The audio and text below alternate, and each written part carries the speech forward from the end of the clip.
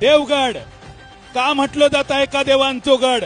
एकूण गाव 116, 93 देवस्थान आणि सुरुवात होता साळशीच्या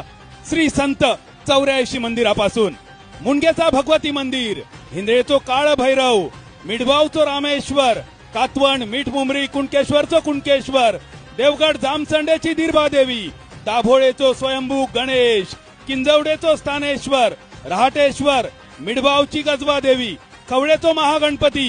कोंडमाचा बाळूमामा देवस्थान, तारा मुमरी विठ्ठल रखुमाई मंदिर, आरेचो आरेश्वर, खुडीची हेदुबाई, पाडगावचा दत्त मंदिर, गिरियेचा रामेश्वर स्वयंभूलिंग, उर्शीची